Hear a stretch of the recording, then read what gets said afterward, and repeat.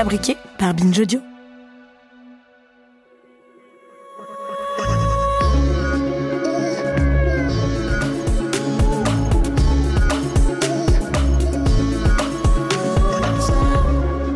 On a beau se dire que tout le monde a le droit d'éduquer ses enfants comme il l'entend, on va pas se mentir. Sortir de la norme, c'est toujours s'exposer aux remarques, aux commentaires, aux critiques et au jugement des autres. Et la norme, en termes d'éducation des enfants, ça reste aujourd'hui habiller des garçons comme des garçons, des filles comme des filles, et à chacun ses activités, comme on l'a expliqué avec la sociologue Gabrielle Richard dans l'épisode précédent. Dans cette deuxième partie, on se demande comment faire quand on est un parent féministe engagé pour garder ses principes, quand le monde extérieur, c'est-à-dire les amis, les proches, les enseignants, sa propre famille ou même son ou sa conjointe, font obstacle.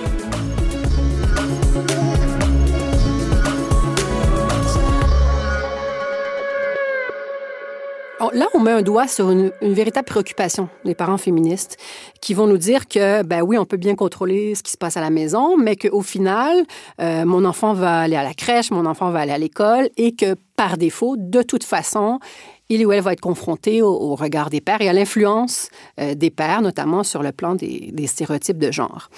Donc, tous les parents à qui j'ai parlé vont me dire que la première semaine de scolarisation de leurs enfants, l'enfant va revenir à la maison et va dire « Non, mais le rose, c'est une couleur de fille, finalement. Hein, » même si ça fait des années qu'on dit le contraire à la maison, que les couleurs sont pour tout le monde. Ou alors, « Oui, mais les garçons ne jouent pas à ce type de truc. » Donc, les parents sont relativement découragés parce qu'on a l'impression que tous leurs efforts, pendant des mois, pendant des années, sont en vain face à la force de cette socialisation entre pairs et l'importance de cette socialisation-là. Je pense que ça nous permet d'établir deux constats. Premièrement, je pense qu'évidemment, et on le sait, mais je pense qu'il faut le réitérer, la famille ne fonctionne pas en huis clos.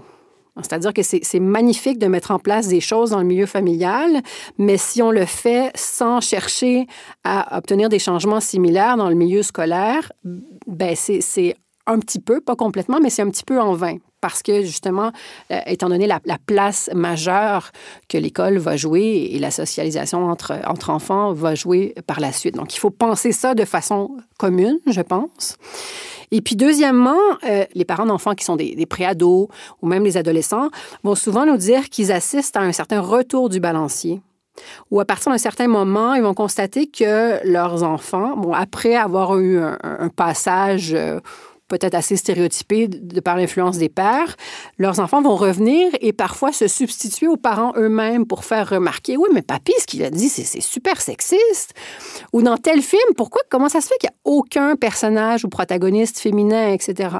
Donc, les parents qui ont des enfants qui ont vieilli se rendent compte qu'au final, non, c'est pas des apprentissages qui ont été en vain, c'est pas des apprentissages qui ont été perdus, c'est quelque chose qui reste sous-jacent à un certain moment, qui revient à d'autres moments, mais je pense que c'est un fondement de l'éducation de nos enfants et qui demeure par la suite avec donc des fluctuations en fonction du temps. Moralité, si vous êtes parent, ne désespérez pas, ça va finir par porter ses fruits.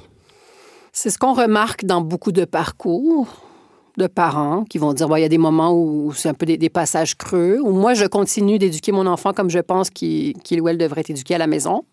Les valeurs qui sont les nôtres demeurent à la maison. Cette exploration sur le plan du genre est toujours autant possible à la maison, même s'il y a une rigidité par rapport au rôle de genre et au possible en milieu scolaire. Il y aura toujours cet endroit sécuritaire où battre en retraite. Donc, en fonction des parents, il y a toujours ce maintien de ce lieu d'exploration des possibles, mais avec plus ou moins de désir d'engager le dialogue et ou même de militer contre des initiatives qu'on trouve mal fondées en milieu scolaire. Je pense que l'approche va dépendre des parents. C'est-à-dire qu'il y a des parents qui vont s'en faire une mission personnelle et qui, donc un parent non-binaire que j'interviewais récemment me disait qu'il y avait eu à l'école ou à la crèche une journée déguisement où il fallait que les filles s'habillent en princesse. Et donc, le parent disait, ça n'a aucun sens. Mon enfant, elle, n'a pas envie de se déguiser en princesse et je ne suis pas d'accord avec ça. Donc, c'est un parent qui est monté aux barricades, aller voir la direction, revendiquer le fait que c'était une activité qui n'avait pas lieu d'être, etc. Et effectivement, l'activité n'existe plus et est tombée donc, pour les années subséquentes. Donc, c'est des actions qui peuvent être entreprises par des parents particulièrement déterminés, mais c'est pas tout le monde qui a cette énergie-là. Donc, on peut aussi rassurer des parents qui vont écouter en disant, si vous laissez tomber, c'est pas grave aussi. Ça fait partie du jeu quelque part. Je pense que c'est un travail qui est relativement épuisant à mener de la part des parents, étant donné que ces présomptions d'hétérosexualité qu'on mène à l'égard des enfants qui nous entourent, la force des rôles de genre, ça s'inscrit tellement dans le quotidien, dans les micro-détails du quotidien, qu'on ne peut pas, en tant que parent, sans se vouer au burn-out, on ne peut pas décider d'en faire une croisade personnelle à chaque fois. Je pense qu'en tant que parent, c'est important de se recentrer, de dire qu'est-ce qui est prioritaire pour moi, pour notre couple, pour notre famille, et voir ensuite en fonction des énergies, puis en fonction de l'ouverture qu'on perçoit chez les interlocuteurs, parce qu'il y a des gens avec qui le débat peut être stérile.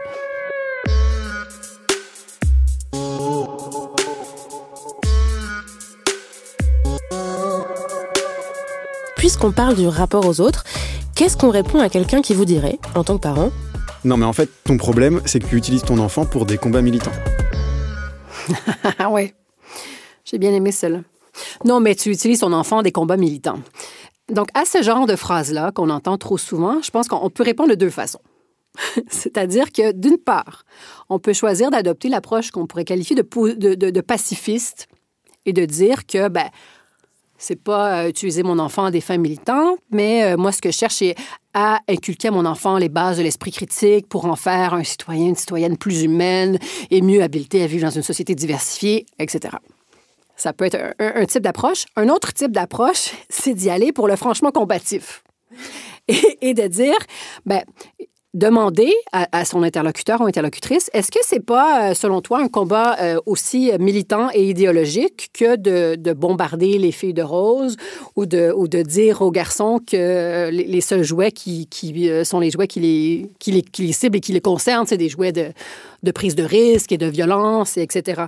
Donc, d'aller faire réfléchir les gens sur les standards qui constituent la base de notre société et de dire, alors, soit tout le monde utilise ses enfants à des fins militantes, ou soit personne ne le fait. C'est-à-dire que si tu me le reproches, ça veut dire que tu le fais toi aussi. Ou alors, on se donne chacun une petite pause dans nos pratiques parentales parce que c'est déjà relativement difficile d'être parent et chacun fait de son mieux.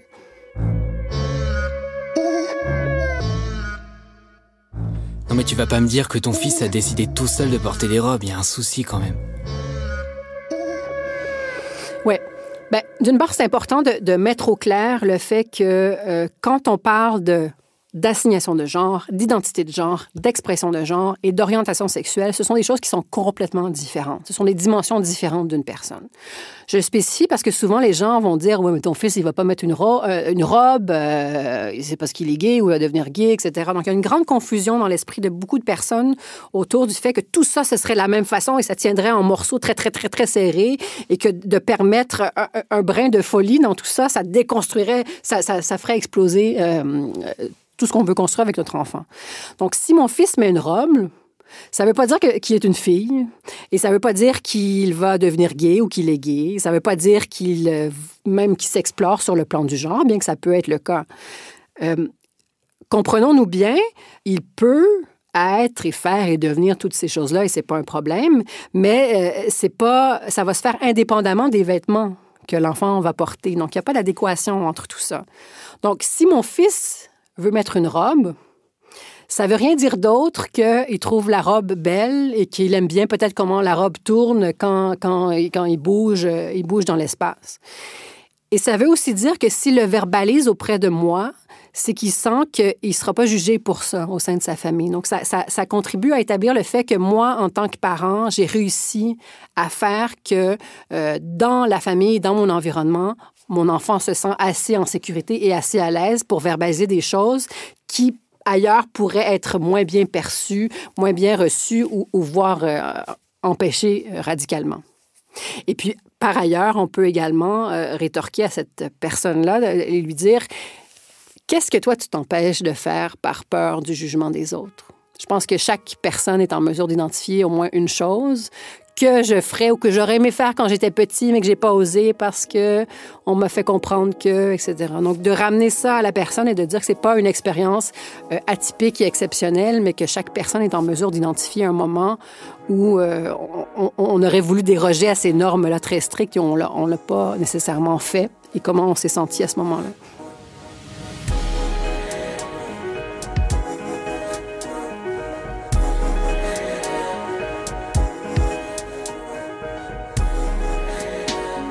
Les parents sont souvent inquiets que leurs enfants soient discriminés par les autres s'ils ne sont pas comme il faut.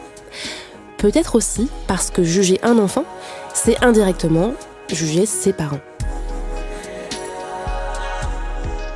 C'est intéressant parce que c'est souvent ce qui est évoqué quand on me parle, quand les pères me parlent, les pères cisgenres, même les pères hétéros, ce qu'ils vont évoquer, c'est que, ou ce que leurs partenaires vont évoquer en entretien, c'est que souvent, on va être permissif dans la sphère familiale, d'accord, mets une robe si tu veux, mon garçon, il n'y a pas de souci. Mais dès qu'on sort, non, là, tu vas pas sortir en robe parce que quand on sort, il y a les regards d'autrui et les regards d'autrui ne posent pas nécessairement problème à l'enfant quand il est jeune, pose problème à l'adulte qui accompagne l'enfant. Et là, c'est intéressant après d'aller donc interroger pourquoi toi, en tant que, dans ce contexte-ci, que père cisgenre hétéro, pourquoi ça te pose problème que ton fils porte une robe? Quelles sont tes craintes? Qu'est-ce que tu as l'impression que les gens pensent que tu as échoué où exactement? Donc, effectivement, d'aller interroger ça, c'est toujours, je pense, assez riche en termes de contenu. Qu'est-ce qu'on répond à quelqu'un qui dirait qu'en tant que parent, non, mais là, en fait, tu brimes la féminité de ta fille. Cette phrase-là va présumer qu'il existe une nature féminine et une nature masculine qui s'exprimerait nécessairement de la même façon chez toutes les filles et chez tous les garçons. On sait que c'est pas le cas. Il y a autant de façons de ressentir et d'exprimer sa féminité, sa masculinité et son genre qu'il y a de personnes. Puis les enfants n'y font pas exception. C'est l'approche complètement inverse d'une parentalité féministe. Une parentalité féministe dit justement, je cherche à te permettre d'être qui tu es, peu importe comment tu t'identifies et comment tu veux t'exprimer. Hein? C'est le contraire d'une éducation qui cherche à brimer quelqu'un sur le plan du genre et sur le plan des sexualités. On va souvent dire des parents féministes que ce sont des parents qui, par exemple, n'aiment pas les poupées, détestent les Barbies, etc. Alors que la plupart des parents auxquels j'ai parlé vont dire, c'est aucunement le cas. Je déteste pas les poupées, je déteste pas le rose. Ce que je déteste, c'est que ce soit la seule chose qu'on permet à ma fille d'utiliser comme jouet. Ce que je déteste, c'est les restrictions associées à ça, en dites ou non dites. Mais à partir du moment où on élargit les jouets, les jeux, les vêtements, les couleurs, les activités qui sont possibles de mobiliser par les enfants, on n'est pas dans une approche qui brime la féminité ou la masculinité. Non mais toi, c'est terrible. Tu te revendiques hyper féministe et ton gosse fait des trucs super clichés. Tu fais pas mieux que les autres, en fait. Les parents féministes font souvent l'objet de moqueries de la part des proches ou de l'entourage quand, justement, leur enfant se comporte conformément aux stéréotypes de genre. Hein. Qu'ils ont un garçon qui est tellement intéressé par les voitures ou une fille qui adore jouer au Barbie, souvent, on va se moquer des parents. Ah, tu voulais que ta fille joue avec des camions, c'est raté, etc. Donc, les proches ont l'impression de considérer que c'est un constat d'échec de l'éducation parentale, mais c'est mal comprendre l'objectif d'une parentalité féministe. Parce que les parents féministes, encore une fois, je le répète, c'est pas des parents qui détestent les poupées. Leur but, c'est pas de faire que les garçons jouent avec des jouets de filles et que les filles jouent avec des jouets de garçons. C'est pas ça. L'indicateur du succès d'une parentalité féministe, c'est simplement un gamin qui est épanoui, un gamin qui fait des choix en fonction de ses goûts personnels. Donc, si mon garçon ne fait que des trucs de gars, super, mais ce sera en pleine connaissance de cause et pas simplement parce qu'il a un pénis entre les jambes et que j'ai présumé, en tant que parent, que c'était les jouets qui allaient l'intéresser. Tout ce qu'on vient de dire là, c'est parfois inaudible pour ses amis, ses proches et surtout sa famille. Pour beaucoup de parents, c'est les relations avec les grands-parents qui est souvent problématique ou qui nous rapportent comme étant problématique, où les parents vont dire, nous, notre approche parentale avec nos enfants, on veut faire comme ça. On veut avoir une approche féministe et ça veut dire que quand vous donnez des jouets, quand vous faites des sorties, bien, soyez un peu vigilants par rapport à tel truc. Pour nous, c'est important. Et donc, de la part des parents, ce qu'on a d'écho des grands-parents, c'est parfois des grands-parents qui veulent bien faire et qui sont un peu maladroits. Et puis ça, c'est une question de temps et d'apprentissage et de communication.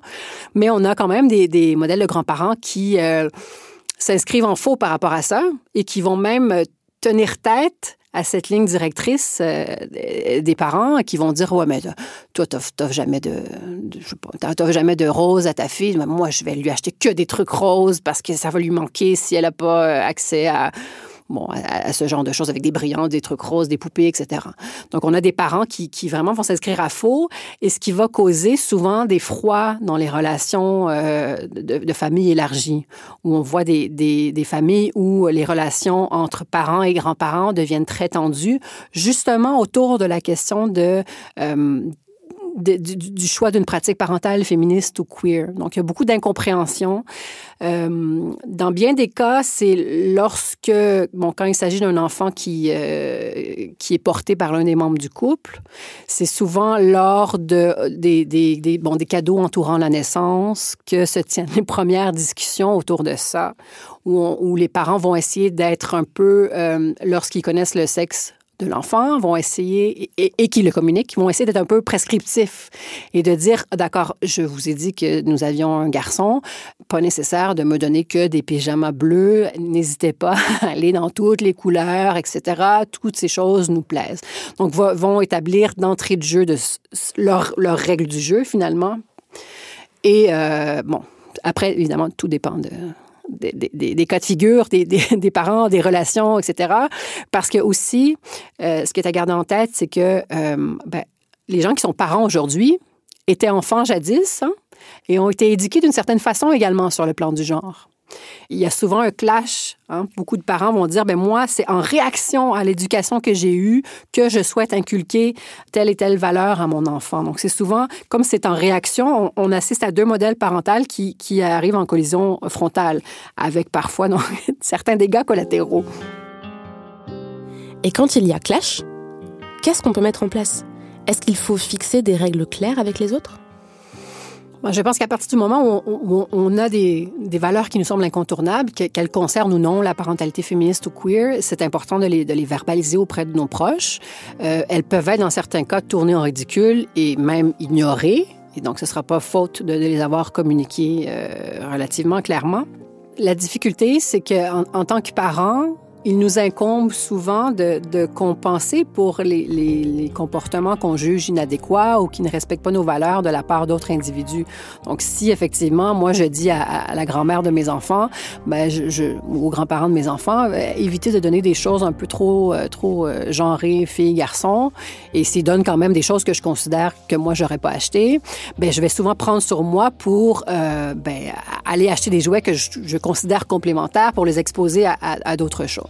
Il y a des parents qui ont des approches plus radicales et qui vont dire, si tu me donnes quelque chose qui ne correspond pas à ce que je t'ai dit, je vais jeter le jouet. Donc, il y a des gens qui ont des approches comme ça, avec justement les tensions que ça peut générer au sein d'une famille. Donc, il y a vraiment cet équilibre toujours qui est à négocier, qui est à maîtriser. Et puis même au sein du couple, il y a beaucoup de gens qui vont dire, pour moi, c'est des valeurs qui sont primordiales, incontournables, importantes. Je veux miser là-dessus en tant que parent. Et puis le conjoint ou la conjointe qui considère que c'est un peu futile et que c'est pas une préoccupation majeure. Tant que l'enfant est nourri, blanchi et dort, pourquoi on se préoccuperait de ce avec quoi il joue?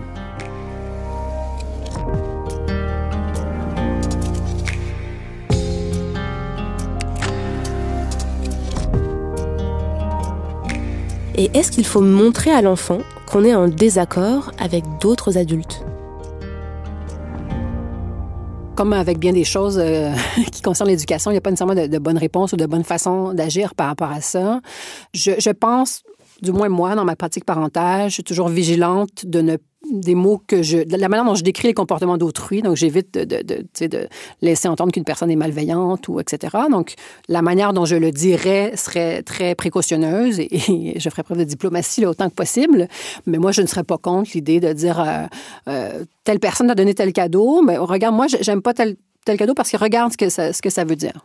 Un exemple super concret de ça récemment, quelqu'un a donné à ma fille de 10 ans une petite cloche où on sonne et c'est écrit « bisous ». Et donc, on sonne et on obtient un bisou de quelqu'un. Et puis, je me disais, mais ça n'a aucun sens sur le plan du consentement, mais ça m'emmerde que ce soit à la maison. Et puis, cette cloche est évidemment rose et tu sais, ça représente tout ce que je déteste. Et finalement, j'ai réfléchi à ça, je me suis posé un moment, puis je me suis dit, dans le fond, c'est ça, je vais expliquer pourquoi à mon enfant, qui est en âge de comprendre, pourquoi ça me pose problème. Qu'est-ce que tu penses? C'est quoi cette cloche-là? Ben, je sonne, tu vois, puis la personne est obligée de me donner un bisou. Mais qu'est-ce que tu en penses que quelqu'un soit obligé de te donner un bisou? Et si je te disais, tu es obligé de donner un bisou à telle personne, est-ce que tu aurais toujours envie? Ben non, mais alors, blablabla. Donc, c'est un outil, ça devient un outil pédagogique. À ce titre-là, moi, en tant que parent, je ne rejette pas ce genre de jeu, de jouets et de situations d'apprentissage parce que ça me permet de cheminer avec mon enfant. Il y a d'autres parents qui ont des approches autres qui seront tout aussi bonnes dans leur contexte respectif. Et puis si votre entourage est en désaccord total avec votre éducation féministe et queer, trouvez d'autres parents qui sont dans la même impasse que vous. Probablement qu'en tant que parents, on s'oublie dans nos efforts de parentalité féministe ou queer, parce que clairement, l'exercice est beaucoup plus difficile pour les parents que pour l'enfant, parce qu'évidemment, l'objectif est de créer... d'ouvrir toutes les possibilités qu'on offre à notre enfant. Donc, effectivement, probablement qu'on n'a pas énormément de réflexion, de réflexion sur à quel point c'est difficile pour nous. Puis, par ailleurs, on a très peu de lieux où on peut échanger entre parents autour de ces problématiques-là, où la plupart des lieux de socialisation entre parents, qu'ils soient formels ou informels, la sortie des classes en est un...